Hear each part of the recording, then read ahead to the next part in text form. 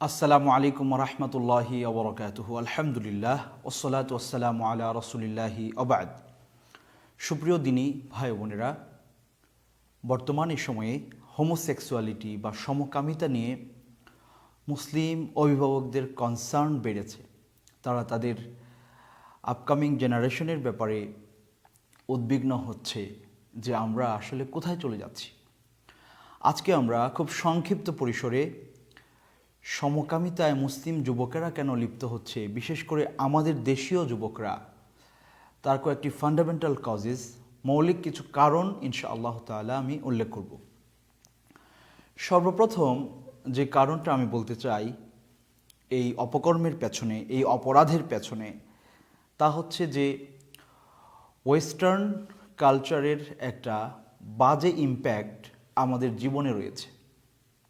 এটাও আবার দুইটা মৌলিক কারণে এই প্রভাবটা খুব বেশি পরিমাণে হচ্ছে। নাম্বার ওয়ান হচ্ছে আমাদের মডারেট মুসলিমরা, তারা ইসলামকে শুধুমাত্র একটি ধর্ম হিসেবে ট্রিট করে। ইসলাম হচ্ছে জাস্ট একটা রিলিজিয়ান, ব্যাস, ধর্মকর্মের নাম হচ্ছে ইসলাম। তারা ইসলামকে দিন হিসেবে, কমপ্লিট কোড অফ লাইফ হিসেবে গ্রহণ করতে পারেনি। অনেকে জানেও না যে ইসলাম একটা ধর্ম আর ইসলাম একটা দিন, এই দুইটার মধ্যে পার্থক্য কী। এই দিন এবং ধর্মের মধ্যে পার্থক্য না বোঝার কারণে তারা শুধুমাত্র বাৎসরিক 2 ঈদের সলাতে উপস্থিত হওয়া, কোরবানির সময়ে কোরবানি করা, রমাদান মাসে ইফতার করা, রোজা রাখা, সপ্তাহে একদিন জুমাতে গেলে যাওয়া, না গেলে না যাওয়া, এইভাবে তারা শুধুমাত্র ধর্মকর্ম যে সমস্ত বিষয়গুলোতে তারা মনে করে ওই সময়ে ইসলামকে টেনে নিয়ে আসে এবং ইসলামকে তারা উদযাপন করে শুধুমাত্র এতটুকু সময়। বাকি রেস্ট অফ দেয়ার লাইফ, তাদের গোটা জীবনে তারা যেহেতু ইসলামকে দিন হিসেবে গ্রহণ করেনি, সুতরাং তাদের লাইফস্টাইল পরিচালিত হয় অন্য কোনো চেতনা নিয়ে, অন্য কোনো আপনার কনস্টিটিউশনের রুলস তারা সেখানে অ্যাপ্লাই করতে চায়। তো অধিকাংশ মুসলিমরাই যারা এ ধরনের মডারেট মুসলিম হিসেবে নিজেদেরকে পরিচয় দেন, ইসলামকে শুধুমাত্র একটা ধর্ম মনে করেন, তাদের গোটা জীবন তারা ওই ওয়েস্টার্ন কালচারে পরিচালনা করার জন্য প্রস্তুত থাকেন এবং তাদের সন্তানরাও ওইভাবেই গড়ে ওঠে। এই জন্য আমরা দেখি যে গান বাজনা করা, ডান্স করা, এগুলো তাদের কাছে বৈধ, হালাল। এটাকে তারা অনেকেই অবৈধ মনে করে না, এটাকে বৈধই মনে করে। কিন্তু ওই ছেলেটাই আবার বা ওই মেয়েটা, সে মসজিদে গিয়ে গান বাজনা করবে, এটাকে অবৈধ মনে করে। খুব অবাক করা বিষয়। মসজিদে গিয়ে গান বাজনা করবে এটা অবৈধ, কারণ সে জানে যেটা ধর্মের সাথে সম্পৃক্ত জায়গা, মসজিদ, এখানে করা যাবে না। আর তার গোটা লাইফটা সে ধর্মের বাহিরে মনে করে, তার মতো করে সে চলবে। তো ওই জায়গায় সেটা বৈধ হয়, নাউযুবিল্লাহি মিন যালিক। এই কারণে এই যে ইসলামকে সে যথাযথভাবে দিন হিসেবে গ্রহণ করেনি, তো এই ভ্যাকেন্সিটা পূর্ণ হয়েছে এই বস্তা পচা কালচার দিয়ে, ওয়েস্টার্নদের কালচার দিয়ে। এটার একটা ফল হচ্ছে এই সমকামিতা বা হোমোসেক্সুয়ালিটি। দ্বিতীয় আরেকটা কারণ হচ্ছে ওয়েস্টার্ন কালচার আমাদের ভেতরে ঢুকে পড়ার আরেকটা মৌলিক কারণ হচ্ছে যে ব্রিটিশরা যখন ইন্ডিয়ান সাবকন্টিনেন্ট ছেড়ে চলে যাবে, তখন তার একটা প্ল্যান রেখে চলে গিয়েছিল। 1835 সালে থমাস ম্যাকিওলে একটা বক্তব্য পেশ করেছিলেন 2রা ফেব্রুয়ারি। তিনি বলেছিলেন যে we must at present do our best to form a class who may be interpreters between us and millions whom we govern, a class of persons Indian in blood and color, but English in taste, in opinions, in moral and in intellect. অর্থাৎ তিনি বলেছিলেন যে আমাদেরকে অবশ্যই এমন একদল জাতিগোষ্ঠী রেখে যেতে হবে এবং রেখে যাওয়ার পেছনে কাজ করতে হবে যারা আমাদের মাঝে এবং তাদের হিউজ যে জেনারেশন রয়েছে তাদের মধ্যে দূত হিসেবে কাজ করবে। তারা রক্তে মাংস যদিও ভারতীয় হবে, কিন্তু তারা চিন্তায়, চেতনায়, রুচিতে, আদর্শে এবং বুদ্ধিমত্তায় হবে ইংরেজদের মতো। এই কারণে যে সমস্ত বাজে কালচারগুলো তারাও তাদের দেশে প্রচার করতে পারে না, এগুলো ওই সমস্ত কিছু দালাল প্রকৃতির মানুষদেরকে দিয়ে, যারা লেগ ম্যান, মিডল ম্যান বলবো আমরা তাদেরকে, তারা কি করছে, ওই কিছু নিজেদের স্বার্থের কারণে কিছু অর্থ করি, লাভ হচ্ছে, সুনাম সুখ্যাতি বাড়ছে, এই সমস্ত স্বার্থের কারণে এরকম বস্তা পচা সংস্কৃতিগুলোকে আমাদের দেশে আমদানি করছে এবং তরুণ প্রজন্মের মধ্যে সেগুলো খুব স্লো পয়জনিং হিসেবে ঢুকিয়ে দিচ্ছে। সমকামিতা হচ্ছে এটার একটা জ্বলজ্যান্ত উদাহরণ, যেটা বর্তমান সময়ে আমাদের দেশে অনেক শিক্ষিত সমাজের অনেককেই এই ব্যাপারটা উদ্বিগ্ন করে তুলছে।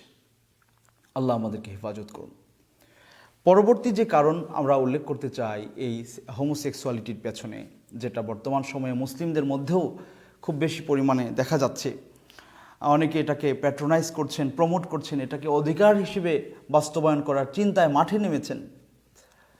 এর পেছনে আরেকটা কারণ হচ্ছে কি, যে সোশ্যাল মিডিয়ার সহজলভ্যতা, সেখানে অনেক ধরনের ড্রামা, সিনেমা বানানো হচ্ছে, এগুলোকে প্রমোট করে দেখানো হচ্ছে যে এটা এক ধরনের অধিকার, এটা বাস্তবায়নের লক্ষ্যে কাজ করা দরকার। তো ইসলামের ব্যাপারে মিসকিন এই মানুষেরা, দিনের ব্যাপারে মিসকিন এই মানুষেরা কিন্তু নিজেকে আধুনিক মনে করে এই জীবন বিধ্বংসী, মানবতা বিধ্বংসী অপকর্মে নিজেদেরকে জড়িয়ে ফেলছে। তারা অনুভবও করতে পারছে না যে আমরা কোথায় হারিয়ে যাচ্ছি। আফসোসের বিষয়। আরেকটা বিষয় হচ্ছে যে সমস্ত মানুষেরা এই অপকর্মকে প্যাট্রোনাইজ করছে, তারা আমাদের যুবকদেরকে বোঝাতে চায়, তারা তাদের ব্রেন ওয়াশ করছে এইভাবে যে এটা হচ্ছে একটা মানুষের জেনেটিক প্রবলেম, এটা তাদের অধিকার, সুতরাং এটা তাদেরকে দেয়া দরকার। আমরা যদি এটা না দিই তাহলে আমরা তাদের অধিকার হরণ করলাম। আফসোস হচ্ছে এ পর্যন্ত একজন অমুসলিম বিজ্ঞানীও এটা প্রমাণ করতে পারেননি যে হোমোসেক্সুয়ালিটি বা সমকামিতা এটা মানুষের জেনেটিক প্রবলেম, কখনোই নয়।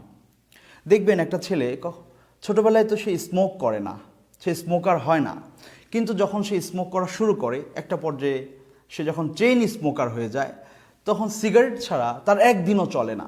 এখন সে যদি বলে যে এটা আমার জেনেটিক প্রবলেম, আমরা কি মানব? কখনোই মানব না। সুবহানাল্লাহি ওয়া বিহামদিহি। অনুরূপভাবে যারা মাদকের সাথে মিশে গেছে, নেশার সাথে হারিয়ে গেছে, তারা সেই মাদক বা নেশা ছাড়া কিন্তু চলতে পারে না, একদিনও তাদের একটা দিন কাটে না। এখন সে যদি বলে যে এটা আমার জেনেটিক প্রবলেম, আমরা কি মানব সে কথা? কখনোই মানব না। এমনভাবে যত রকমের অন্যায় অপকর্মে মানুষ হারিয়ে যায়, তখন সে মনে করে এটা ছাড়া আমার আর কোনো অল্টারনেটিভ ওয়ে নাই, এটা ছাড়া আমি বাঁচতেই পারবো না। তখন সে এটাকে রক্ষার জন্য সে যে কোনো অজুহাত দাঁড় করাতে পারে, যদিও এই সব কিছুই ন্যাচারাল ডিসপোজিশন অথবা মানুষের যে ফিতরাত রয়েছে সেটার বিপরীতে চলে যায়। আল্লাহ আমাদেরকে হেফাজত করুন।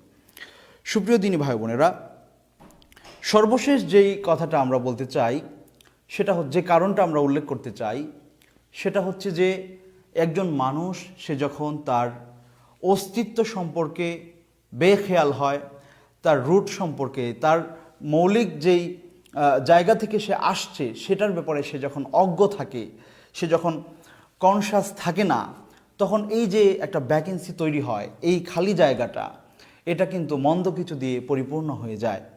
আল্লাহ সুবহানাহু ওয়া তাআলা পবিত্র কোরআনে বলছেন যে ওয়ালা তাকুনু কাল্লাযীনা নাসুল্লাহা ফাআনসাহুম আনফুসাহুম উলাইকা হুমুল ফাসিকুন। তোমরা তাদের মতো হয়ে যেও না যারা আল্লাহ সুবহানাহু ওয়া তাআলাকে ভুলে গিয়েছে, ফলে আল্লাহ তাদেরকে আত্মভোলা বানিয়ে দিয়েছেন। আজকে একজন মানুষ যখন তার রবকে চিনে না, তার ইলাহকে জানে না, সে কোত্থেকে এসছে, কোথায় যাবে, কি তার দায়িত্ব, এই ব্যাপারে সে যখন একেবারেই মিসকিন থাকে, অজ্ঞ থাকে, মূর্খ থাকে, তখন এই শূন্য জায়গাগুলো শয়তানের প্ররোচনায় সে মন্দ কিছু দিয়ে পরিপূর্ণ করে। আল্লাহ সুবহানাহু ওয়া তাআলা এটা শাস্তিস্বরূপ আত্মভোলা বানিয়ে দেন মানুষকে। মানুষের অস্তিত্ব নিয়ে প্রশ্ন। আজকে যারা এই অপকর্মে লিপ্ত হচ্ছে, সেক্সুয়াল পারভার্সন বলবো আমরা এটাকে, টোটালি এটা একটা যে অবাধ স্বেচ্ছাচারিতা, নাউযুবিল্লাহি মিন যালিক। তো এই কাজে যারা জড়িয়ে পড়ছে, আমরা বলবো যে এটা আল্লাহ সুবহানাহু ওয়া তাআলার পক্ষ থেকে একটা শাস্তি, একটা পানিশমেন্ট দুনিয়াবি তাদের জন্য। সে যদি চিন্তা করতো যে আমার আগে যারা দুনিয়ায় ছিলেন, আমার দাদারা, আমার মানে বাপ দাদারা যারা ছিলেন, তারা যদি এই অপকর্মে নিজেদেরকে যুক্ত রাখতেন, তাহলে আমার অস্তিত্ব কি দুনিয়ায় আসতো? কখনোই আসতো না। তাহলে সে যদি এই অপকর্মে লিপ্ত হয়, তাহলে তার পরবর্তী প্রজন্ম কি দুনিয়ায় আসবে? আসবে না। তাহলে মানব সভ্যতা বিলুপ্তির পেছনে এটা একটা বড় কারণ। তার অস্তিত্ব নিয়ে প্রশ্ন, কিন্তু এই ব্যাপারে সে মানে কিছুই জানে না, এই ব্যাপারে সে গাফেল হয়ে আছে। এটা কি আল্লাহ সুবহানাহু ওয়া তাআলার পক্ষ থেকে মানব জাতির উপরে শাস্তি? যেহেতু তারা তাদের রবকে ভুলে গিয়েছে, আল্লাহ সুবহানাহু ওয়া তাআলা এটা শাস্তি স্বরূপ তাদেরকে এই মারাত্মক মানে কি বলবো ধ্বংসাত্মক একটি অপকর্ম, একটি অপরাধকে মানে এটাকে বৈধ মনে করে আগানোর একটা অবস্থা তারা তৈরি করে নিয়েছে। তো আমরা আল্লাহ সুবহানাহু ওয়া তাআলার কাছে তৌফিক কামনা করি যে আল্লাহ যেন আমাদের আপকামিং জেনারেশন যারা দুনিয়ায় আসবে তাদেরকে এই মারাত্মক ধ্বংসাত্মক কাজ থেকে হেফাজত করেন। মানুষদেরকে আমাদের এখনই সচেতন করা দরকার, ইয়াং জেনারেশনদেরকে আমাদের এই ব্যাপারটা বোঝানো দরকার যে ধর্মীয় পার্সপেক্টিভের পাশাপাশি এটা মানব জাতির জন্য, মানব জাতির অস্তিত্ব রক্ষার পেছনে এটা মানে খুব ইম্পর্টেন্ট একটা বিষয় যে যারা এই ধরনের অপকর্মে জড়িয়ে যাবে, সমকামিতার মতো ন্যাক্কারজনক গর্হিত কাজে জড়াবে, তাদের তো আর কোনো ফিউচার নেই। তাদের নেক্সট জেনারেশন দুনিয়ায় আসবে না। মানব সভ্যতা বিলুপ্ত হওয়ার পথে। আল্লাহ সুবহানাহু ওয়া তাআলা আমাদের সবাইকে এই ধ্বংসাত্মক কাজ থেকে হেফাজত করুন। যারা এই পথে জড়িয়েছে তাদেরকে ফিরে আসার তৌফিক দান করুন। আমিন। ওয়াসাল্লাল্লাহু তাআলা আলা সাইয়্যিদিনা ওয়া নাবিয়িনা মুহাম্মদ। আসসালামু আলাইকুম ওয়া রাহমাতুল্লাহি ওয়া বারাকাতুহু।